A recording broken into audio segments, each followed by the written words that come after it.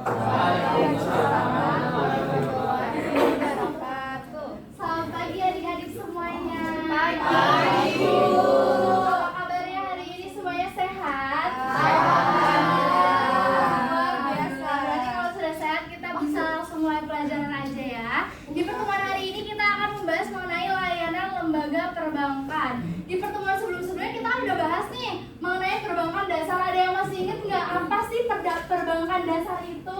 Apa tuh ya? Boleh nggak satu orang? Ada yang masih ingat nggak? Boleh. Siapa tadi yang aku? Ada yang masih ingat nggak apa itu perbankan dasar? Dia pas kapan ya, Bu? Waktu sama praktisi Ibu Hazimatun. Ada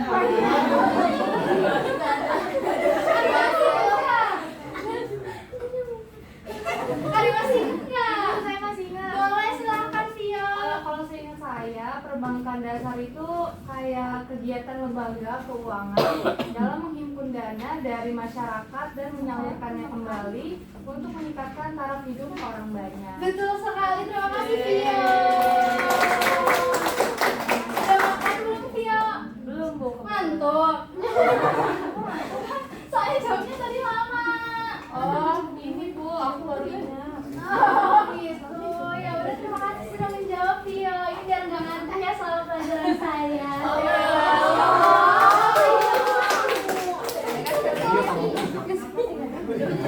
Oke, baik, next. Serius itu kan?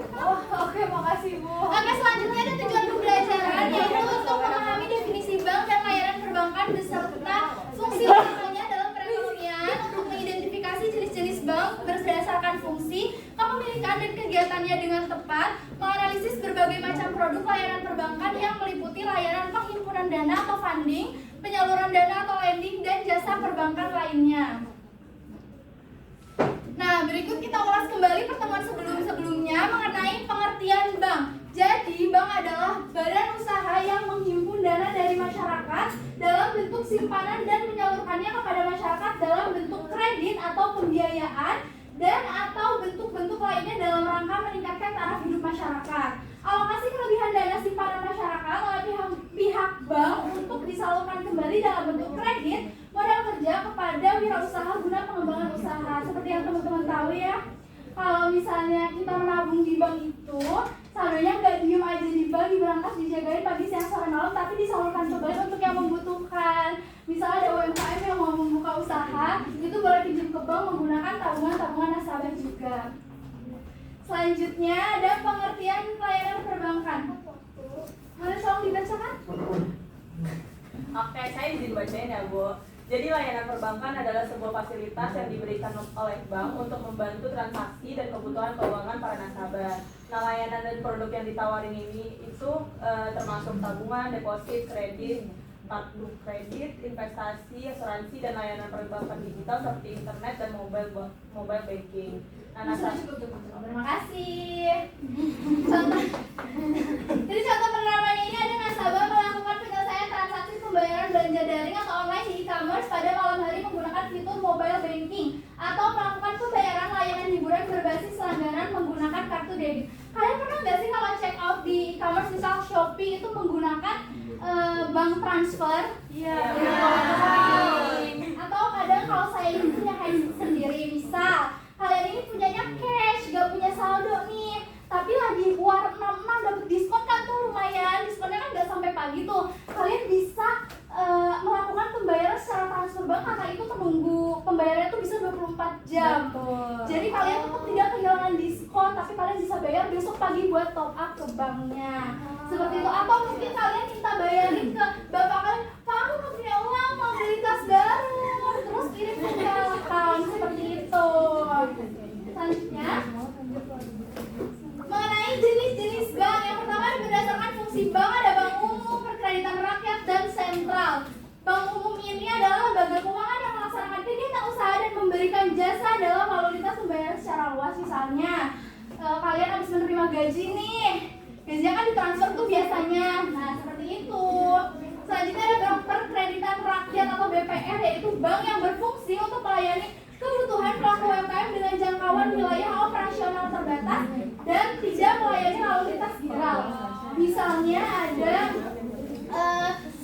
ibu-ibu mau buka usaha seblak nih, dia bisa pinjam modalnya ke BPR ini. Kalau di Jawa Barat tuh ada yang namanya BPRKS atau karya Jatnika gitu kalau nggak salah. Yang tahu nggak? Saya juga kurang inget ya, kalian bisa searching aja sendiri.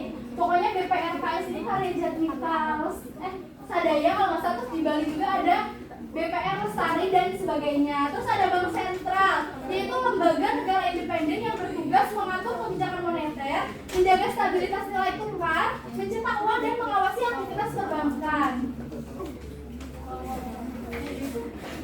Nah, bank sentral ini biasanya di satu negara tuh cuma ada satu. Kalau di Indonesia ada yang tahu bank sentral di Indonesia itu apa? Bank Indonesia, Ibu. Iya, betul sekali. Kalian nggak bisa ya ke Bank Indonesia datang terus, Bang, tolong dong saya buka rekening, itu nggak bisa ya teman-teman, karena Bank Indonesia ini berfungsi bukan untuk melayani masyarakat Indonesia langsung. Selanjutnya ada berdasarkan kepemilikan. Yang pertama ini berdasarkan yang pertama ini ada bank pemerintah. Ini berarti kepemilikannya punya pemerintah. Contohnya seperti BRI, BNI, BTN, dan lain sebagainya. Terus ada bank swasta nasional. Ini berarti punya pengusaha atau punya swasta dalam negeri, seperti BCA, betul, Danamon atau Bank Mega dan lain sebagainya. Terus ada bank asing. Ini berarti bank luar negeri tapi ada cabangnya di Indonesia. Ada yang tahu nggak contohnya? Nobu. Iya nggak? Buat PR ya teman-teman. Selanjutnya ada bank campuran, berarti itu kepemilikannya yang nasional dan asing. Ada yang tahu contohnya? Ya udah buat PR lagi aja. Selanjutnya ada berdasarkan kegiatan. Ini ada bank konvensional yang beroperasi dengan sistem bunga. Ada tahu contohnya apa? Bank-bank yang sering kita pakai, BCA, BRI, BNI, semuanya. Kalau yang satunya ini bank syariah, biasanya ini tuh syariah Islami, karena di Islam kan tidak boleh riba ya teman-teman. Jadi ini menggunakan sistem bagi hasil. Ada yang tahu contohnya? BRI. Ya betul.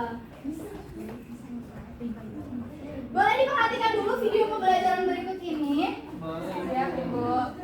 Isinya apa? Coba nih kakak tanya, kalau di bank itu kita bisa ngapain aja sih teman-teman? Ayo jawabnya, jangan cuma bisa nabung sama minjem duit. Membayar nilai barang kepada penjual.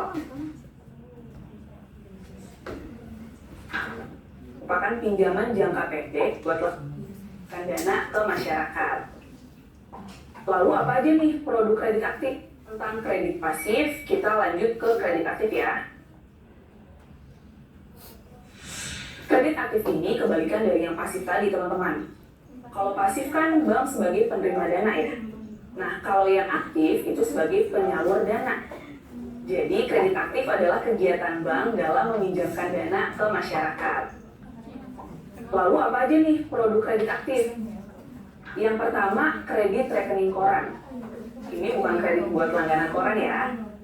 Kredit rekening koran merupakan pinjaman jangka pendek yang diberikan kepada nasabah untuk pembiayaan modal kerja. Jadi kalau pengajuan pinjaman kita disetujui, nanti kita punya plafon kredit.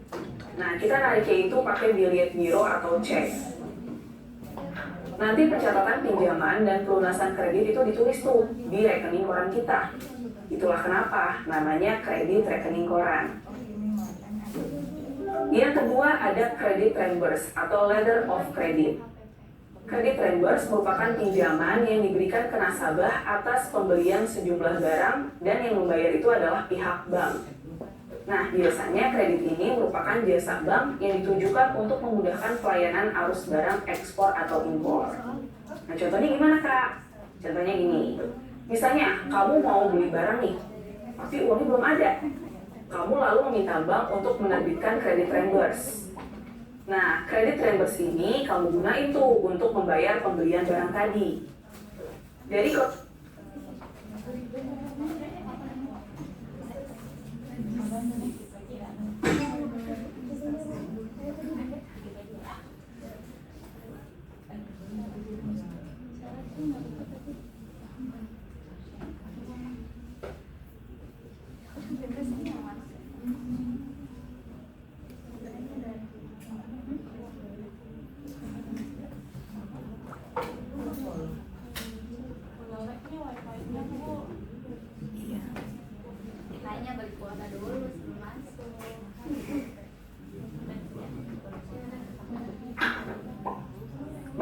kamu kenapa nih disebut pasif? Nah, ternyata karena peran bank di sini sebagai penerima dana dari masyarakat, teman-teman. Jadi, kredit pasif itu merupakan kegiatan bank dalam menghimpun dana dari masyarakat. Lalu, produk apa aja nih yang termasuk kredit pasif? Yang pertama ada namanya giro. Giro itu merupakan simpanan nasabah yang bisa ditarik kapan aja. Tapi nariknya itu bukan pakai kartu ATM, melainkan pakai cek dan bilet giro. Yang kedua ada namanya tabungan. Kalau yang ini mah pasti udah pada tahu ya. Tabungan merupakan simpanan di bank yang bisa ditarik melalui ATM atau slip penarikan. Jadi kalau kita buka tabungan atau menjadi nasabah di suatu bank, kita akan dapat tuh kartu debit atau ATM dan buku tabungannya. Nah, biasanya kalau kita punya tabungan bakal dapat bunga atau bagi hasil gitu, teman-teman. Besarnya tingkat bunga atau bagi hasil akan ditetapkan oleh pihak bank. Yang ketiga ada tabungan berjangka atau deposito. Deposito merupakan simpanan dengan jangka waktu tertentu, misalnya 3 bulan, 6 bulan, atau 1 tahun. Jadi nasabah tidak dapat menarik uang deposito seenaknya. Kalau mau ambil uang sebelum jangka waktu, itu akan dikenain denda. Kalau punya deposito, kita juga bakal dapat bunga. Biasanya bunga deposito ini lebih tinggi dari bunga tabungan. Yang keempat ada deposit on call. Deposit on call adalah simpanan nasabah yang dapat diambil setelah ada pemberitahuan terlebih dahulu ke bank. Biasanya 1 hari sebelum itu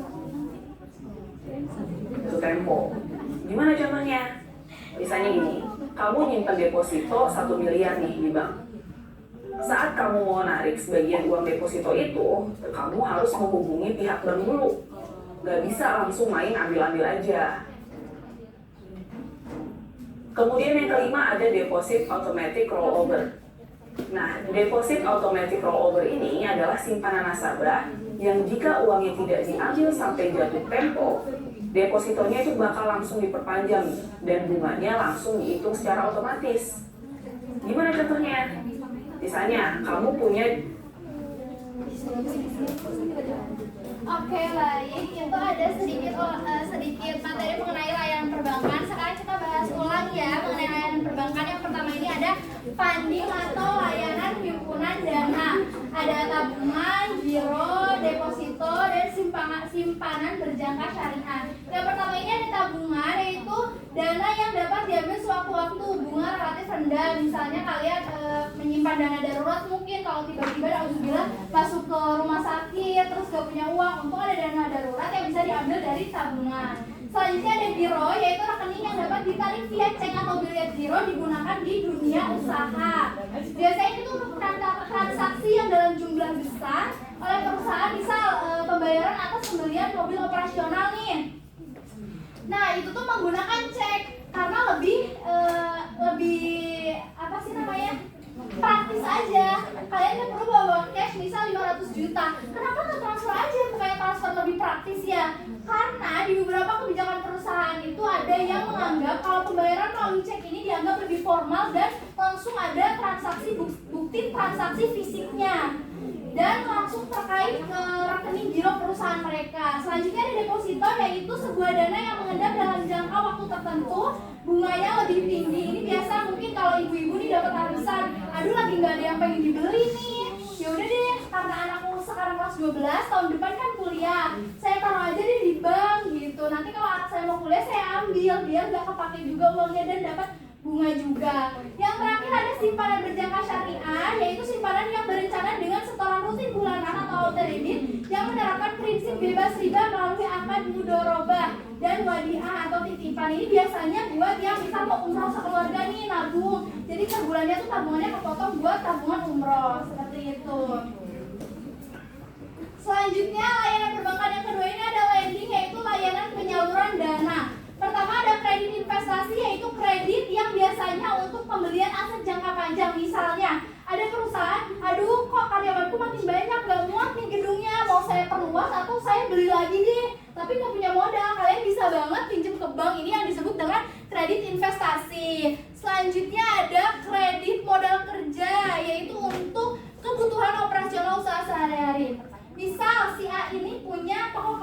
udah jual semua tapi kayak ada yang kurang. Oh belum jual rokok nih, mau jual rokok tapi belum ada modalnya, boleh pinjam ke bank. Ini yang disebut dengan kredit modal kerja. Selanjutnya ada kredit konsumtif, kredit untuk kebutuhan pribadi. Misalnya ada suami istri baru nikah tapi nggak mau tinggal sama mertua soalnya mertuanya galak nih. Nah kalian bisa juga nyicil KPR atau untuk nyicil motor juga bisa. Ini disebut dengan kredit konsumtif. Selanjutnya ada kredit profesi, yaitu kredit yang biasanya diberikan kepada nasabah khusus seperti dosen, dokter, atau pengacara. Misalnya mahasiswa kedokteran baru lulus mau buka klinik, gak punya modal, boleh pinjam ke bank. Ini yang disebut dengan kredit profesi.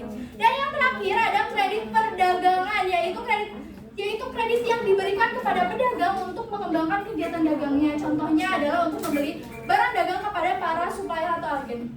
Ini tuh contohnya ya, contohnya aja langsung ke PT Garmen. Bulan depan itu memperkirakan akan ada peningkatan permintaan karena udah mau lebaran nih, kayaknya pada bakal beli baju lebaran deh. Aku mau produksi besar-besaran tapi nggak punya uangnya nih buat beli bahan kain ke suppliernya gitu. Akhirnya pinjam ke bank. Ini yang disebut dengan kredit perdagangan. Selanjutnya ada layanan jasa dan lalu lintas pembayaran. Ini yang pertama ada transfer dana. Ini udah nggak asing lah ya di kalian, mau bayar cash transfer, mau split bill transfer, ya kalian udah nggak asing pastinya. Selanjutnya ada clearing, yaitu penyelesaian tagihan antar bank melalui BI. Misalnya si A ini mau bayar mau beli mobil deh ke si B, tapi si A ini mau bayarnya lewat cek, tapi si A ini pakai cek bank BRI, tapi sama si B dicairnya lewat Mandiri. Jadi itu disebut dengan clearing. Seperti itu contoh clearing maksudnya. Terus ada safe deposit box, yaitu pelayanan jasa bank yang memberikan layanan penyewaan box untuk penyimpanan dokumen dan barang berharga.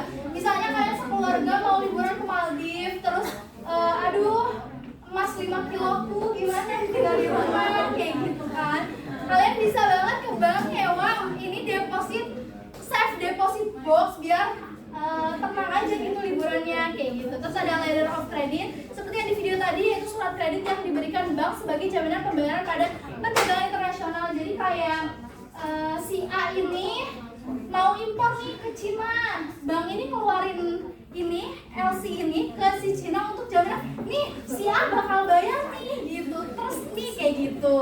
Terus ada layanan lainnya, ada juga bank garansi, inkaso, kartu kredit atau debit, e-banking atau m-banking. Nah selanjutnya ada kuis interaktif. Semangat banget loh. Sabar ibu, sabar, karena saya adil banget. Jadi kalian jangan rebutan atau nggak akan ditunjuk, tapi berdasarkan ini nih. Tapi tadi ada namanya apa? Nama saya ada Michael itu di situ. udah belum? Udah. Ini berdasarkan hoki-hokian aja ya. Woi, deg-degan. Woi, Aku bisa 2 kali, woi.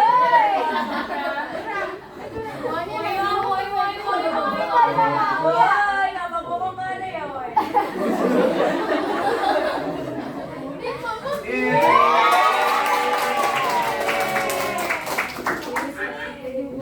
boleh mau pilih yang mana nih? Mau nih kalau ngomong Tapi harus bisa jawab pertanyaan ya. Jadi di launching ini ada pertanyaan. Mau yang mana? Boleh. Jawab ya.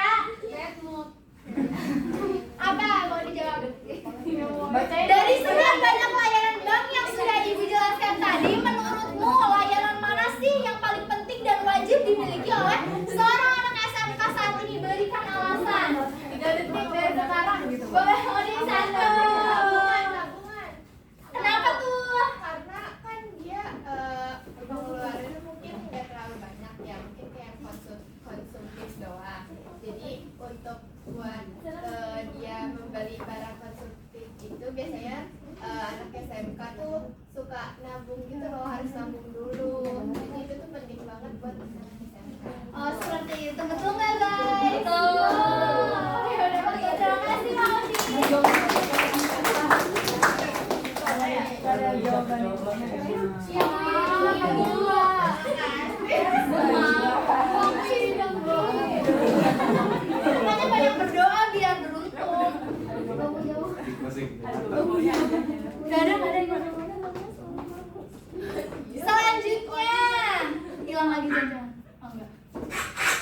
Bakal aku.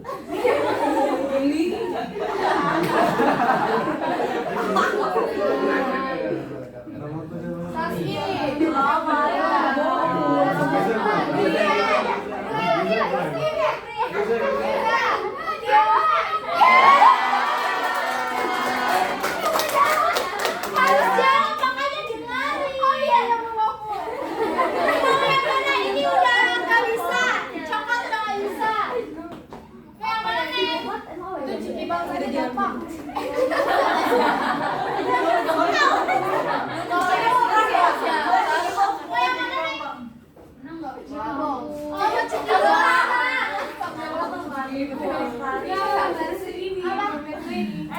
Salah ya? Iya lu. Ya udah saya pengen juga.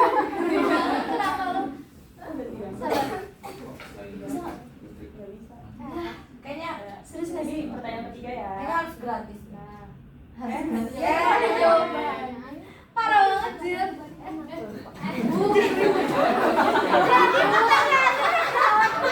Saya pemilik bisnis thrift shop di Jakarta berencana mengimpor 1 kontainer penuh pakaian dari Korea Selatan untuk menjamin keamanan pembayaran antara dirinya dan supplier di luar negeri tersebut. Dokumen jaminan bank apakah yang harus ia gunakan? Yang mana, Neng? Hapus gua kalau salah. Yang mana, Neng? Sistem clearing nasional, Yang B, Bu. Yang mana? Yang B. Betul nggak sih, guys? Iya. Iya betul nggak? Betul, Bu. Iya betul. Iya betul.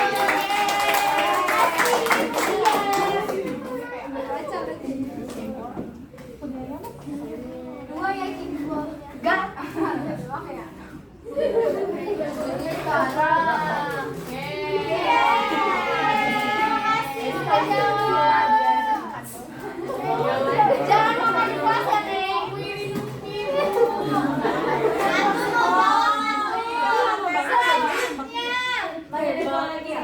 Iya betul, masih ada 2 lagi. Bawah tangan antara atas, nah itu satu.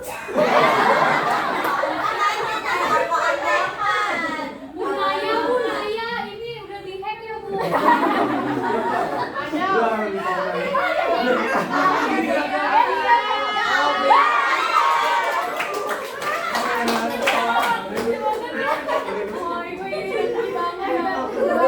Kok lagi? Kok ulang? Ya ulang aja. Boleh. Ulang ya ulang aja. Mau yang mana?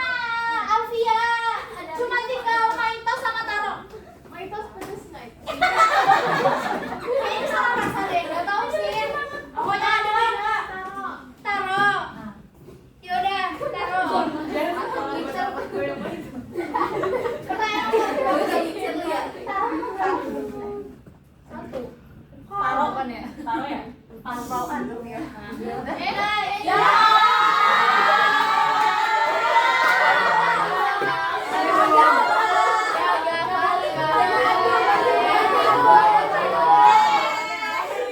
Ganti pertanyaannya langsung aja.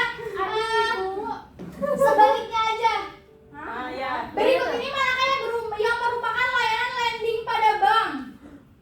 Yang bukan landing. Yang landing. Ini kan paling. Ini kan landing nih udah ketahuan jawabannya. Ganti. Ada nggak di sini kan teman-teman? Yang B aja lah ibu. Aja lah. Masa diganti sih ibu? Diganti dong, dicurang tuh. Ya salah bu. Guys.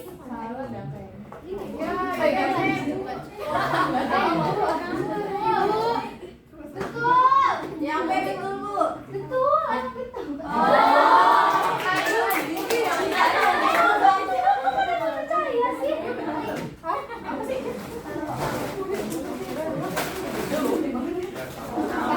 Oke.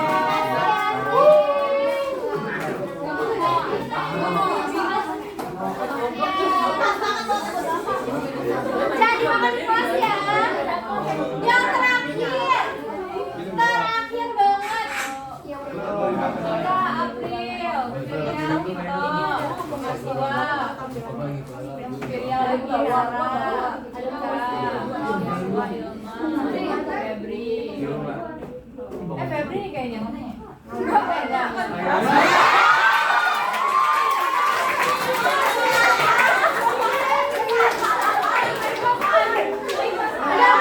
Ini sisa ya, sisa. Ini pertanyaan terakhir. Mana pernyataan yang benar atas definisi layanan perbankan? Boleh Rehan? Ya elah ini mah gampang. 1. Betul apa enggak ya? Salah.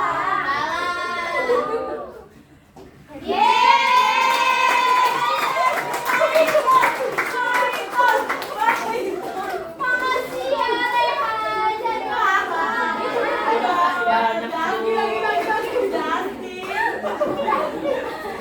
Oke. Udah selesai ya sesi kuis interaktifnya. Berikut merupakan kesimpulan pertemuan hari ini, yaitu bank merupakan lembaga intermediasi keuangan yang berfungsi menghimpun dan menyalurkan dana masyarakat melalui layanan funding serta lending guna meningkatkan taraf hidup. Dengan klasifikasi yang mencakup bank umum, BPR hingga bank sentral, lembaga perbankan berperan krusial dalam memfasilitasi lalu lintas pembayaran yang aman. Integrasi layanan perbankan di era digital saat ini menjamin efisiensi transaksi finansial masyarakat secara komprehensif dalam kehidupan sehari-hari. Nah, ini untuk tugas minggu depan ya. Tugas minggu depan buat ringkasan dalam bentuk mind map, dalam bentuk mind map digital, dikumpulin pertemuan minggu depan, 1 hari sebelum pertemuan minggu depan. Kalau ada yang nggak ngumpulin, nggak boleh masuk kelas selanjutnya. Saya takut. Jaganya kapan Ibu? Nih baca ya Oh tadi. iya, satu hari. Oke baik, mungkin sekian pertemuannya, singkat aja karena ibu misalnya ada rapat ya teman-teman. Jadi